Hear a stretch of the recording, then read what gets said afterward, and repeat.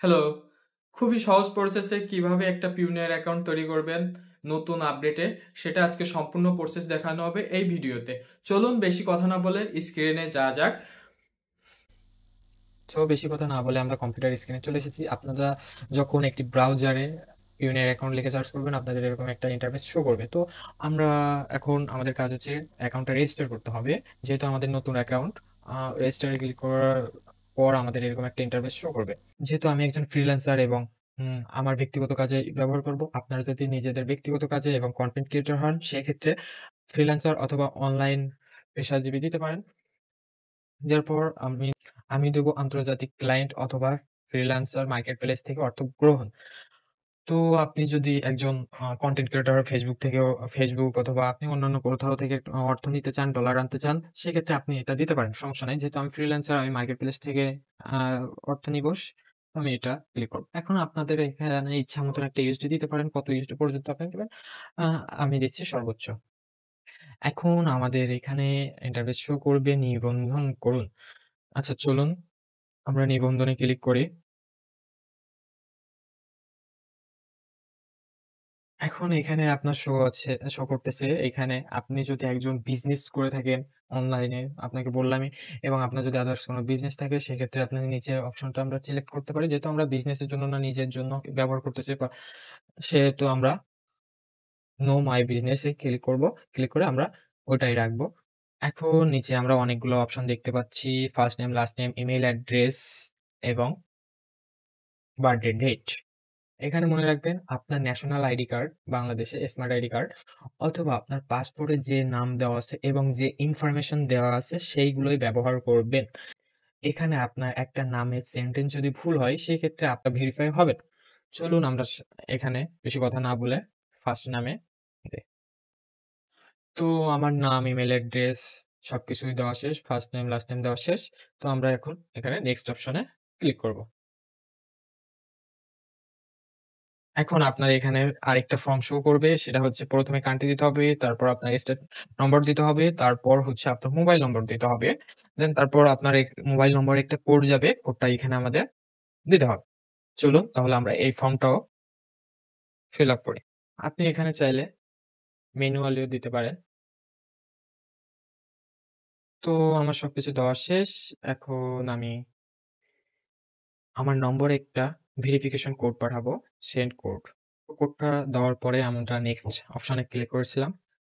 Click করার পর আমাদের এরকম আরেকটা ফর্ম চলে এসেছে।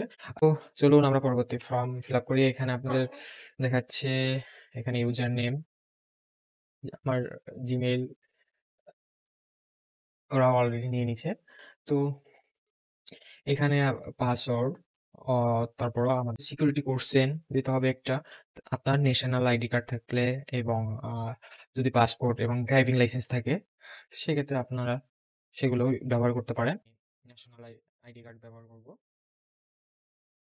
ন্যাশনাল আইডি কার্ডের যে নম্বরটি আছে সেই নম্বরটি দিতে হবে, এবং যদি আপনার পাসপোর্ট অথবা যে কোনো কিছু, পাসপোর্ট অথবা ড্রাইভিং লাইসেন্স থাকলে সেগুলোর নাম্বার দিতে হবে। তো আমি এখানে আমার ন্যাশনাল আইডি কার্ডের নাম্বার দিব। তো আমার সবকিছু কমপ্লিট। এখন আমি নেক্সটে ক্লিক করব। তো নেক্সটে ক্লিক করার পর আপনাদের এরকম একটা ফর্ম দেখাবে।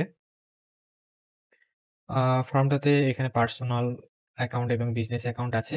যেহেতু আমরা পার্সোনাল অ্যাকাউন্ট করছি, এখানে পার্সোনাল অ্যাকাউন্ট থাকবে। ব্যাংক কান্ট্রি অবশ্যই আমরা বাংলাদেশে কান্ট্রি থাকবে, কারেন্সি বিডিটি, এবং আপনার ব্যাংক অ্যাড্রেস। এখানে আপনার ক্লিক হিয়ার বলছে, ব্যাংক রেজিস্টার কিভাবে করবেন এটা দেখাচ্ছে। এখানে কাজ হচ্ছে ব্যাংক অ্যাড করতে হবে।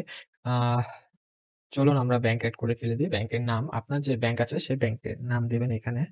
যেহেতু আমার, তো আমার এখানে মোটামুটি সবকিছুই কমপ্লিট। এখন আমাদের কাজ হচ্ছে সাবমিট করার পালা। কিন্তু আমরা সাবমিট করব আগে। এখানে আপনার যদি কোনো ইনফরমেশন মনে হয় যে আপনার ভুল আছে, সেক্ষেত্রে আপনি এখানে ব্যাক অপশন আছে, এখানে ক্লিক করে ব্যাকে যে ইনফরমেশনটি সঠিক দিতে পারেন। আর যদি আপনার মনে হয় না ইনফরমেশনগুলো সব সঠিক আছে, আমরা নিচে দুটো টিকমার্ক অপশন দেখতে পাচ্ছেন, দুটোতে ক্লিক করব। ক্লিক করে আপনার সাবমিটে দিয়ে দেবো।